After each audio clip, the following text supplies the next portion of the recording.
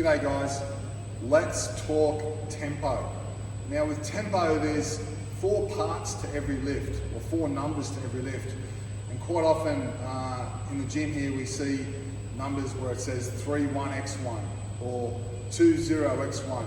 That doesn't mean 20 times 1 or 32 times 1. The tempo as written generally will be the reps at the front, the tempo will be after, which will be 4 numbers, and then the sets afterwards with rest. Now, the tempo written for today is a 1-1-X1 tempo, and that basically means 1 second lowering, or the eccentric portion, the easy part of the lift, the bottom position, which is 1 second, and then explode upward, or drive up, and then 1 second at the top. So the numbers there are related to seconds. So if it's 2-1-X1, that would be 2 seconds lowering, 1 second on the floor, explode upward, and 1 second at the top. If it's 4-1-X1, it's 4 seconds lowering, 1 second on the floor, explode upward, and 1 second at the top. 1-1-1-1 would be just 1 second on every portion and not an explode.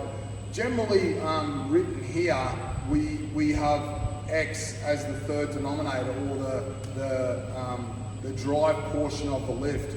I'm a huge fan of that, really trying to elicit as much force as you can when you are performing the lift.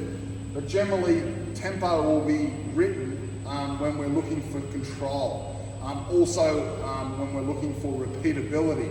And let's just talk on that for a brief moment. So, if I do a lift today of 300 pounds on my deadlift for 4 reps at a 1-1-X1 tempo, and I'm religious in regard to the seconds of that, specifically on the floor, this is where it gets a little bit grey, is that if I hit a lift of 300 today, right on that 1-1-X1 tempo, which is around 4 reps, that'd be about 16 seconds or thereabouts, not much more than that.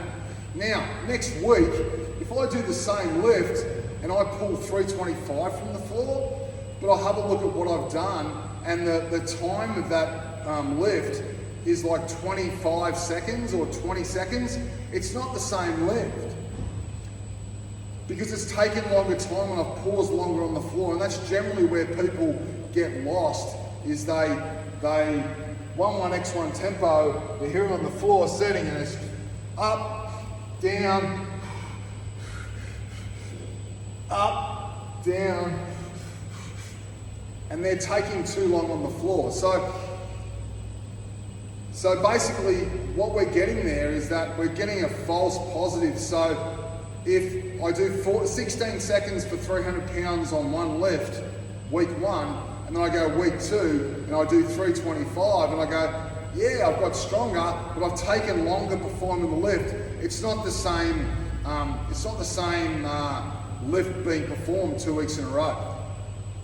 So tempo is generally administered when we're looking for consistency and repeatability, as well as control on the lifts. Generally lowering the portion down, or doing the eccentric portion down.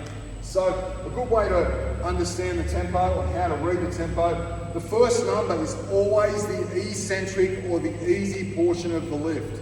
So that'll be the lowering portion of the lift, or the easy portion.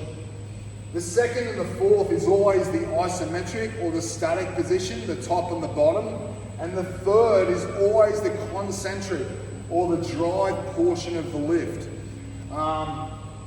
Hopefully that gives you a bit of an insight into tempo and why we use it, and how to use it, and how to do it, how to repeat it week in, week out, to see yourself getting stronger as you perform lifts in a week by week basis. Happy days. Cheers.